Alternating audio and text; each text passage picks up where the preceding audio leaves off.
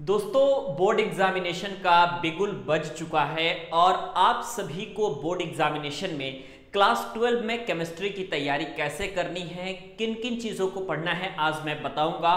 Actually में दोस्तों मैं बात करूं तो बोर्ड एग्जामिनेशन आपके लाइफ का सबसे इंपॉर्टेंट पार्ट होता है और बोर्ड ने साफ तौर पे ये कह दिया है कि वो बोर्ड परीक्षाएं अपनी फरवरी में लेने वाले हैं। तो यानी हमारे पास जो है सिर्फ और सिर्फ 4 महीने हैं, अक्टूबर, नवंबर, दिसंबर और जनवरी।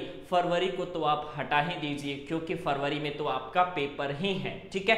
अब इन 4 महीनों में दोस्तों आपको कैसे तैयारी करनी है, क्या क्या चीज़ों को पढ़ना है, मैं आपको बताता हूं।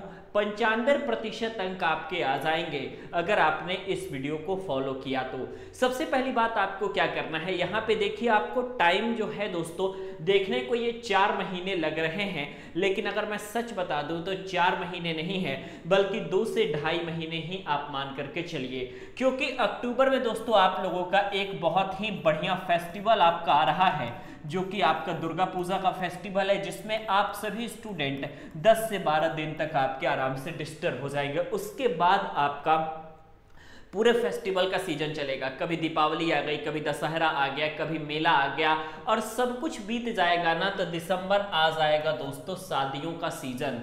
तो इसमें स्टूडेंट्स बहुत ज़्यादा डिस्टर्ब हो जाएंगे। तो एक्चुअली में अगर मैं बताऊं तो 2.5 से 3 महीने ही मैक्सिमम आप मान सकते हैं जिनमें आपको एक्चुअल में पढ़ाई करनी है। अब 11th में केमिस्ट्री कैसे 12th में केमिस्ट्री कैसे तैयार करनी है, ज़रा ध्यान से देखिए। पहली बात कि 95% अंक लाने के लिए 12th में आपको केमिस्ट्री में क्या क्या पूछा जाता है, कैसे चीज़ें हैंडल होंगी, इसके बारे में सबसे पहले स्टडी कर लेना है और ध्यान से, क्योंकि जो चीज़ें आपके सिलेबस में नहीं हैं उनको छूना भी नहीं है, ठीक है। बाद में आप उनको अगर मन करे तो देख लीजिएगा, लेकिन बोर्ड एग्जामिनेशन से पहले आपको ऐसे चीज़ों को बिल्कुल नहीं टच करना है जो आपके सिलेबस में नहीं है। आइए दोस्तों एक एक करके हम डिस्कस करते हैं कि आपसे क्या क्या चीज़ें आपके 12th के केमिस्ट्री में पूछी जाती हैं। सबसे पहली बात आपको ध्यान से देखना है कि 4 सेक्शन से आपके पेपर आएंगे। पहली बात तो जो टीका टिप्पणी वाले प्रश्न थे ना उनको सिलेबस से हटा दिया गया है, ठीक है। तो जो टिप्पणी वाले जैसे ब्राउनी गति वगैरह से जो आपके टिप्पणी पूछे जाते थे, ये स्वर्ण संख्या से, कोलाइड विलियन से, ये सारी चीजें हट गई हैं सिलेबस से। तो पहली बात कि इनसे क्वेश्चन नहीं बनेंगे। तो हमारे जो क्वेश्चन है 4 तरीके से बनेंगे। एक तो आपके डायरेक्टली परिभाषा से बनेंगे, उसके बाद आपके दोस्तों प्रयोगशाला विधि से बनेंगे, उसके बाद आपके रासायनिक अभिक्रिया से बनेंगे, फिर नियम होंगे, फिर आपके आंकिक प्रश्न होंगे, ठीक है। सबसे पहले आपको यह समझना है कि जो आपका 95% अंक लाने में सबसे बड़ी रुकावट पैदा करेगा वो है दोस्तों आपका आंकिक प्रश्न। आंकिक प्रश्न को हल करने के लिए आपको सबसे पहले मैं बताता हूं, एक काम कीजिएगा। आंकिक प्रश्न के लिए आप छोटा सा कॉपी खरीद लीजिएगा जो कि 10 या 15 रुपए की कॉपी होगी, और इसमें आपको सिंपल क्या करना है दोस्तों, यहां से विलयन एक जो चैप्टर है सबसे अधिक दोस्तों आपका विलयन वाले चैप्टर से ही क्वेश्चन पूछा जाता है आंकिक प्रश्न में, ठीक है। जिसमें आपसे मोलरता निकालने के लिए पूछी जाती है, नॉर्मलता निकालने के लिए पूछी जाती है, ठीक है, फॉर्मलता वगैरह निकालने के लिए पूछी जाती है। तो आप क्या करिएगा कि ये जो है आपको इसमें सिंपल क्या करना है आपको कि उस कॉपी में जितने फॉर्मूला हैं उनको फॉर्मूला को लिखना है और आपको लगातार दोस्तों क्वेश्चन प्रैक्टिस करते रहना है, ठीक है। क्वेश्चन बनाइए, फॉर्मूला को याद करिए, क्योंकि फॉर्मूला अगर आपने भूला तो फिर आप समझ जाइए कि आप पूरी तरीके से पेपर में हल कर ही नहीं पाएंगे। तो सबसे पहले आंकिक प्रश्न को देखिए और डेली रिवीजन में उन फॉर्मूलों को रखिए। अगर आपने डेली रिवीजन में फॉर्मूलों को रखा तब तो अच्छी बात है, अगर नहीं रखा तो प्रॉब्लम आपके सामने वो क्रिएट करेगा, ठीक है। और 95% अंक लाने में आपका सबसे बड़ा बाधा बनेगा। तो कॉपी खरीदिए आज ही और अपनी न्यूमेरिकल की तैयारी शुरू कर दीजिए। सबसे अधिक दोस्तों जो पूछी जाएगी वो परिभाषाएं पूछी जाएंगी आपसे। आपको सिंपल क्या करना है कि जो परिभाषा होती है ना, आपको जो है एक कॉपी में अच्छे तरीके से पूरी परिभाषाओं को लिख लेना है। परिभाषा कैसे पूछी जाएगी, जैसे कि देखिए नॉर्मलता की परिभाषा पूछी जाती है, मोलरता की परिभाषा पूछी जाती है, ठीक है। और ये सांद्रताओं को व्यक्त करने वाली जितनी विधियां होती हैं, ठीक है, चाहे मोलरता हो गया, नॉर्मलता हो गया, फॉर्मलता हो गया, ठीक है, आपका तुल्यांकी भार कैसे ज्ञात करते हैं, तो इनका डेफिनेशन जो है ना ये आपको अच्छे तरीके से पढ़ लेना है, ठीक है। इसके अलावा संक्रमण तत्व किसे कहते हैं, संक्रमण तत्व के लक्षणों के बारे में लिखिए। कुछ ऐसे प्रश्न जो होते हैं वो डेफिनेशन टाइप के क्वेश्चन में ही आएंगे और इनको क्या करना है, आपको अच्छे अच्छे जो पॉइंट है हेडिंग बना करके लिखने वाले जो पॉइंट है उनको तैयार कर लेना है और उसके अंदर जो है आपको चीजों को लिखनी है। तो ये आपका हो गया। उसके बाद मैं आपको बात करूं तो इलेक्ट्रोड विभव, ठीक है, और प्रोटीन विटामिन वाला जो चैप्टर है इनकी परिभाषाएं आप तैयार कर लीजिएगा, ठीक है। परिभाषा में बस आपकी जो है दोस्तों यही चीजें मैक्सिमम आपसे दोस्तों पूछी जाएंगी, ठीक है। इससे ज्यादा आपका परिभाषा में नहीं पूछी जाती है। प्रयोगशाला विधि में बात करें दोस्तों तो प्रयोगशाला विधि में क्या होता है ना आपका कि पूछा जाता है कि आप क्लोरोफॉर्म बनाने की प्रयोगशाला विधि का वर्णन कीजिए, ठीक है। क्लोरोफॉर्म यानी कि आप कहेंगे तो CHCl3 क्लोरोफॉर्म बनाने की प्रयोगशाला विधि का वर्णन कीजिए। रिएक्शन इससे पूछा जाता है। डाईएथिल ईथर क्या होता है ये पूछा जाता है दोस्तों।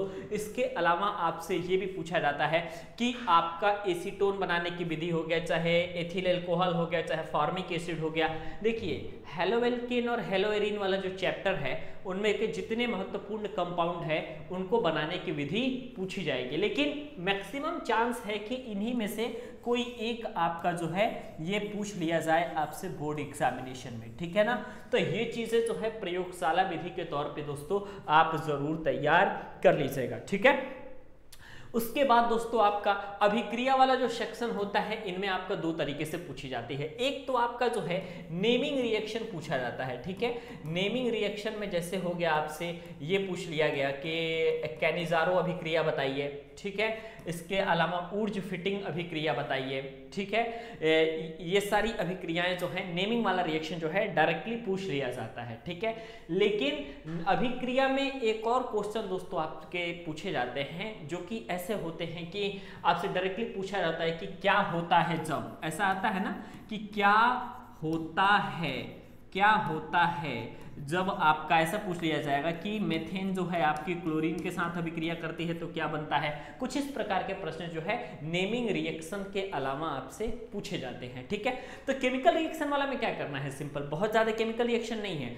सबसे पहले आपको नेमिंग रिएक्शन तैयार करना है, क्योंकि क्या होता है जब ऐसा वाला जब क्वेश्चन आता है ना जिसमें आपको रिएक्टेंट साइड देकर के प्रोडक्ट पूछा जाता है तो आप गलत से ही कुछ ना कुछ आप बना लोगे। लेकिन नेमिंग रिएक्शन जो है आपका 95% चांस है दोस्तों आपसे कि नेमिंग रिएक्शन आपसे पूछा जाएगा, ठीक है। तो नेमिंग रिएक्शन का दोस्तों चांस जो है काफी ज्यादा दोस्तों बढ़ जाता है, तो इसलिए नेमिंग रिएक्शन आपके लिए बहुत अधिक महत्वपूर्ण है, ठीक है। तो नेमिंग रिएक्शन के अलावा कंपाउंड के नाम वगैरह भी आप तैयार कर लेंगे अच्छे से। और अगर आपने देखिए सबसे बड़ा बात ये होता है ना कि 4 महीनों में जो पढ़ेंगे ना 3-4 महीने में पढ़ेंगे, आखिरी 15 दिन में आप उसका रिवाइज कैसे करते हैं ये टास्क बहुत महत्वपूर्ण होता है। तो इसलिए पहले ये जितनी चीजें आपको मैं बता रहा हूं और जितनी चीजें आप पढ़ेंगे उनकी हर विषय की अलग कॉपी में होने चाहिए। ऐसा नहीं है कि मान लीजिए 1 दिन का समय है आपके पास और आप 1 दिन में पूरी केमिस्ट्री को रिवाइज करना चाहते हैं, तो आप पेज पलट रहे हैं तो कभी फिजिक्स दिख रहा है, कभी केमिस्ट्री दिख रहा है, कभी मैथ दिख रहा है, आप परेशान हो गए। आपको सिर्फ केमिस्ट्री से मतलब है क्योंकि कल केमिस्ट्री का एग्जाम है। तो इसलिए मैं आपसे बता रहा हूं कि आपको क्या करना है, इन चीजों को ध्यान में रखना है कि आपको लगभग हर विषय की कॉपी बना लेनी है ताकि जब आप केमिस्ट्री को कॉपी को पलटें तो आपको सिर्फ केमिस्ट्री दिखाई दे, इसके अलावा कुछ दिखाई ना दे, ठीक है। तो इसलिए अभिक्रिया वाला जो है एक नेमिंग रिएक्शन का अलग से मैं बता रहा हूं कि टोटल आपको 10 नेमिंग रिएक्शन भी नहीं मिलेंगे और आपको अगर आप उनको एक कॉपी में लिख लेते हैं तो एक सिंगल टाइम में आप उनको डेली रिवाइज कर सकते हैं। बस 2 से 3 मिनट लगेंगे और आपको वो रिवाइज हो जाएगा, पूरा आपका नेमिंग रिएक्शन दोस्तों रिवाइज हो जाएगा। और नेमिंग रिएक्शन एक्चुअली में है कि 95% है कि पूछा ही जाएगा, ठीक है। तो ये चीजें आपको ध्यान से देखनी है। तो ये वाला कैसा लगा। अब नियम पे आते हैं दोस्तों। काफी सारे लोग नियम को लेकर के बहुत कंफ्यूज हैं, ठीक है ना। तो नियम के बारे में भी मैं आपको दोस्तों बता देता हूं, जैसे कि क्या क्या पूछा जाता है। विलियन वाले में ही आपका नियम सबसे अधिक पूछे जाते हैं, ठीक है। जैसे कि मैं बता दूं आपका नियम में आपका पूछ लिया जाएगा, कभी राउल्ट का नियम पूछ लिया जाए या कभी हेनरी का नियम पूछ लिया जाए, फैराडे का नियम पूछ लिया जाए, आर्हेनियस का नियम पूछ लिया जाए, कोलराउस का नियम पूछ लिया जाए। नियम वाले चीजें बहुत कम होती है, ठीक है। तो नियम वाले में आप सबसे पहले एक चीज लिख लीजिएगा, राउल्ट का नियम दोस्तों आप याद कर लेंगे, कोलराउस का नियम याद कर लेंगे, वो सारी चीजें नियम के अंतर्गत आपकी आ जाएंगी केमिस्ट्री में, ठीक है ना। लेकिन जो टिप्पणी वाले प्रश्न हैं उनको आप मत कीजिएगा तैयार। और अगर आपने इतनी चीज़ों को एटलीस्ट तैयार कर ली और अलग से कॉपी बना करके अगर आपने रिवाइज कर लिया तो बोर्ड परीक्षा में 95% अंक आपको लाना बहुत ज़्यादा मुश्किल की बात नहीं है। बस कुछ बातों का ही ध्यान रखा जाता है और आपके 95% मार्क्स जो है 100% कंप्लीटली आपको मिल जाते हैं। ठीक है, तो आपको वीडियो दोस्तों कैसा लगा आप हमें ज़रूर बताइएगा। और अगर आप इन चीज़ों को फॉलो कर रहे हैं तो आपको जो है 100% मार्क्स मिलेंगे। नेक्स्ट वीडियो आप किस टॉपिक पे देखना चाहते हैं दोस्तों, आप ये भी हमें कमेंट सेक्शन में बता दीजिएगा ताकि हम आपके लिए जल्द से जल्द वीडियो लाने का प्रयास करेंगे। दोस्तों मिलते हैं आपसे नेक्स्ट वीडियो में। वीडियो देखने के लिए और हमारे साथ बने रहने के लिए बहुत बहुत धन्यवाद।